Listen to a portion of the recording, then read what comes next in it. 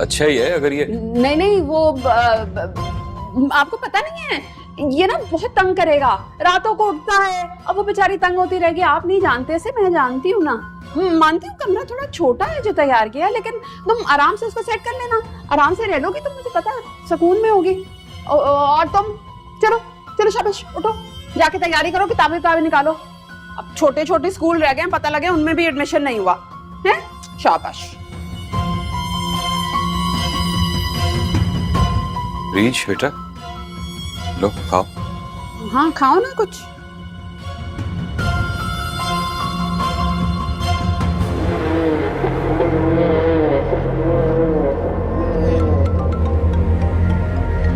भाई, हैदर भाई की कॉल है।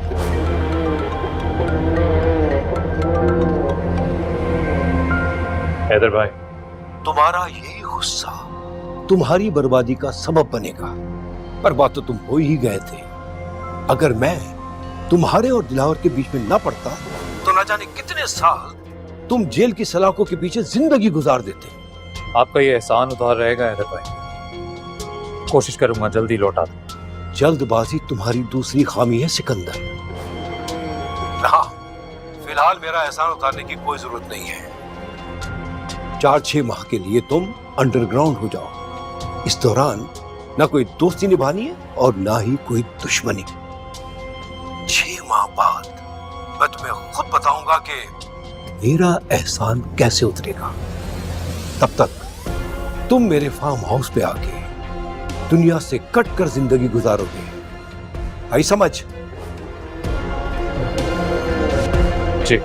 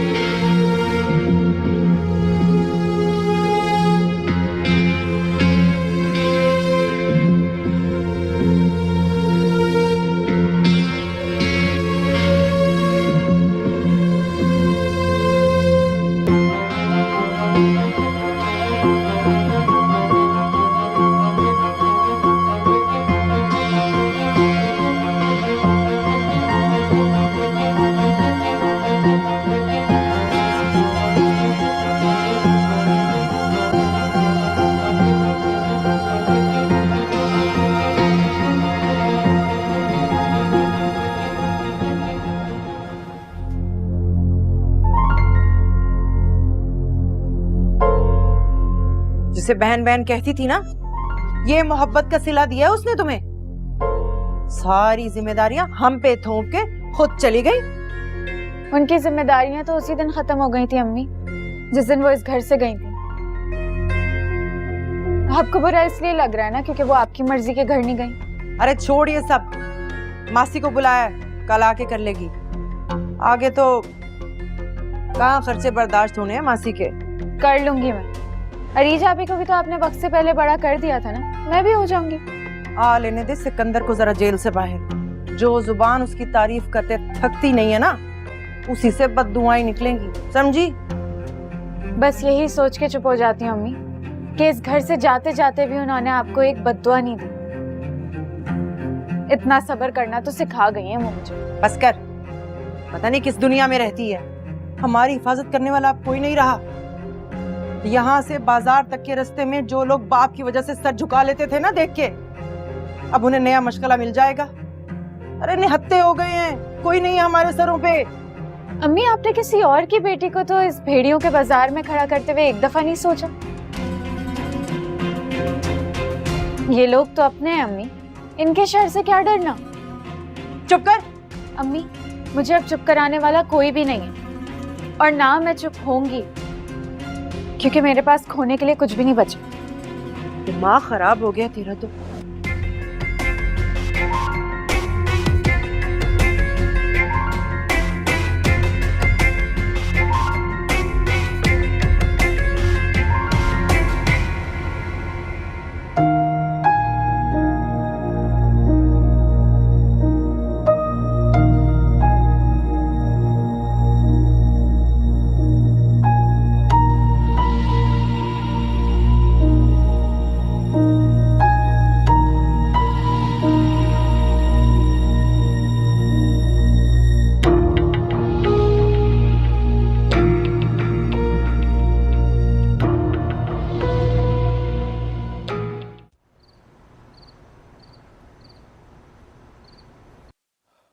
मम्मी कोशिश भी मत करना, कोशिश भी मत करना मुझसे बात करने की इरफान। तुम्हारी वजह से ये दिन देखना पड़ा है मुझे। क्या मतलब मेरी वजह से? मैंने क्या किया? काश मैं माजी की किताब से अरीज नामी वर्क फाड़ कर फेंक सकती, भूल सकती कि वो लड़की कभी हमारी जिंदगी का हिस्सा थी। मम्मी इतनी भी तल्ख बातें मत करें कि कल को आपको ही पछताना पड़े। इससे बड़ा पछतावा क्या होगा कि घर की बच्ची गायब है और हम कुछ नहीं कर पा रहे। तुम तो पता नहीं क्या कर रहे हो, एक लाहासिल इंसान के पीछे भाग रहे हो जो तुम्हारे भाई के निकाह में है, बीवी है उसकी। शर्म करो। किस बीवी की बात कर रही हैं आप? आप जानती हैं भाई खुद को बचाने के लिए उस बेचारी को किस हालत में छोड़कर गए थे? खून में लथपथ मिली थी वो। कोई ये हाल करता है अपनी बीवी का? और मैं किसी को हासिल करने की कोशिश नहीं कर रहा, उस मासूम लड़की को भाई के शर से बचाने की कोशिश कर रहा हूं, माफी मांगने की कोशिश कर रहा हूं। लेकिन यही तो प्रॉब्लम है सारी सोसाइटी की। सब लोग झूठ बोलते हैं, झूठ बोलने वाले को पसंद करते हैं।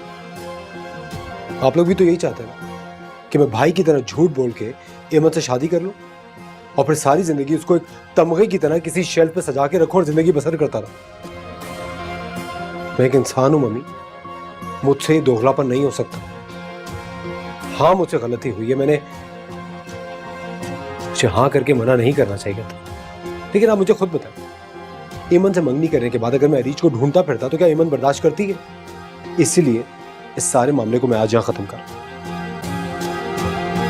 अच्छा, और फिर क्या करना है, क्या सोचा है? मुझे नहीं पता मैं आगे क्या करूंगा, लेकिन आपके लिए सिर्फ इतना जानना जरूरी है कि मैं सबका भला चाहता हूँ। और ये जो एमन है ना, इसकी तो मैं रग रग से वाकिफ हूँ। वो सिर्फ हमें परेशान करने के लिए हमारी आंखों से उजल हुई है। ये सिर्फ गुस्सा है उसका, आ जाएगी भी एक दो दिन में। फिर भी इरफान, मुझे तुमसे ये उम्मीद नहीं थी। मम्मी, फॉर गॉड सेक मुझे सिर्फ उतना बुरा बनाए जितना बुरा मैं हूं, क्योंकि इससे ज्यादा मैं बर्दाश्त नहीं करूंगा।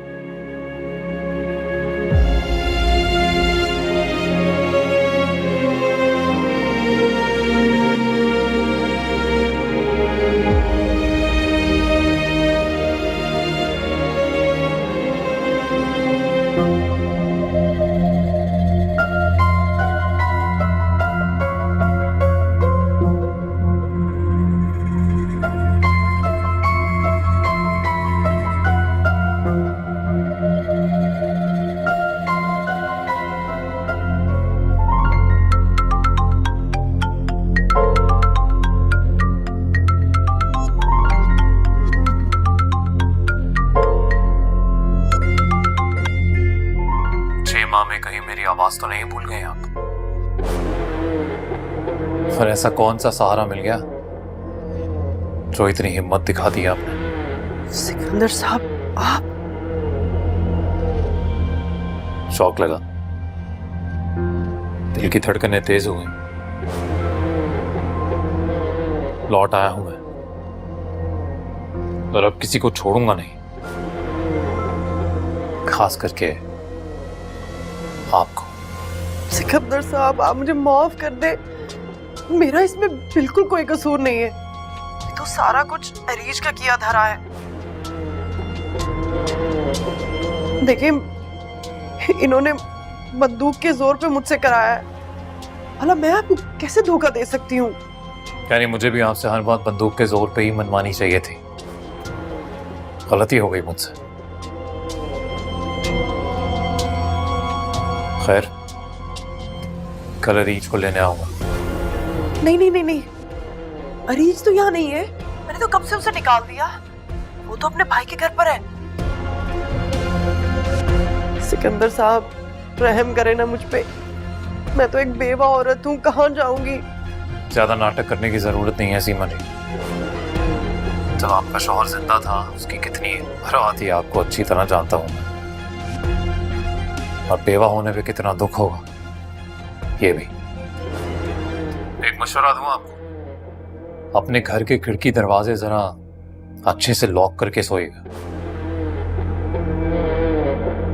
वो क्या है ना, कभी भी कोई भी आ सकता है।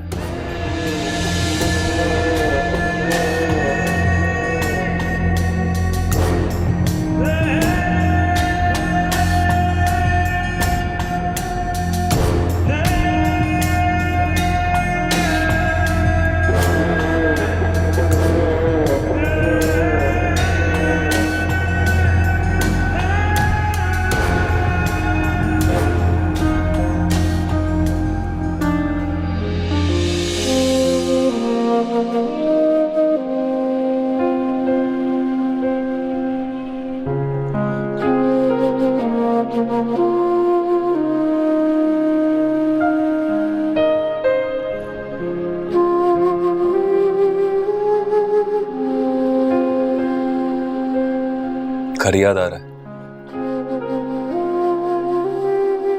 काश मैं हाँ कह सकती,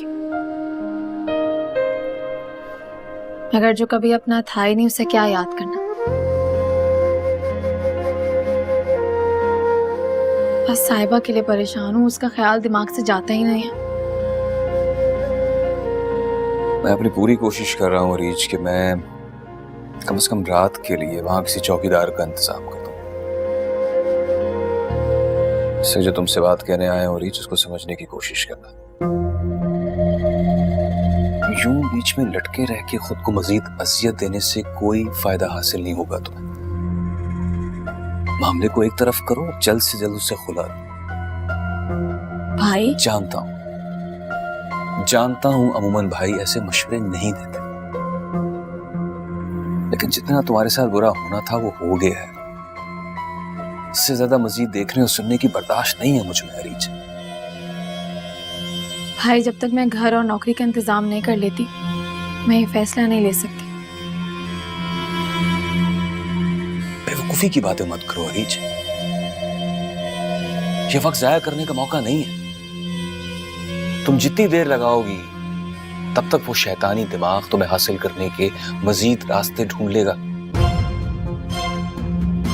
मैं तुम्हारा बड़ा भाई हूं, बाप की जगह हूं। मैं तुम्हें उस जल्लाद सिफत के हाथों में तुम्हारा जाने नहीं दूंगा। खुद को तरह मत समझो, मैं हूं तुम्हारे साथ। ये घर तुम्हारा है, मैं कर ही क्या सका हूं तुम्हारे लिए।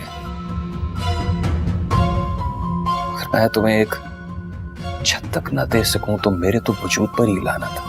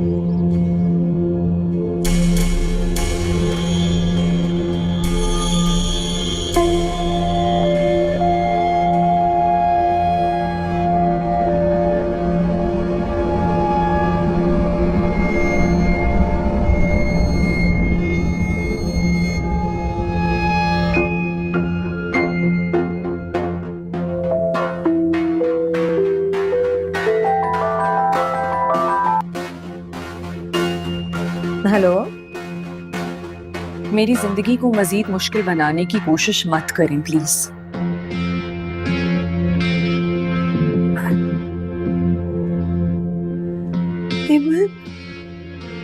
इमन मेरी बच्ची, कहाँ हो तुम? कैसी हो? मैं तुम्हें कैसे बताऊं बेटे कि अगर तुम्हारी दोस्त ने बता ना दिया होता कि तुम खैरियत से हो तो मर जाना था मैंने बेटे। ये मरने मराने की बातें तो आप रहने ही दें। आप लोगों के दिल का हाल मैं बहुत अच्छे से जानती हूँ। आपको पता है, पहले मैंने सोचा कि आप लोगों को जिंदगी भर के पछतावे के साथ ऐसे ही छोड़ दूं, ताकि आप लोग सोचते रहें कि मैं जिंदा हूं या मर गई हूं।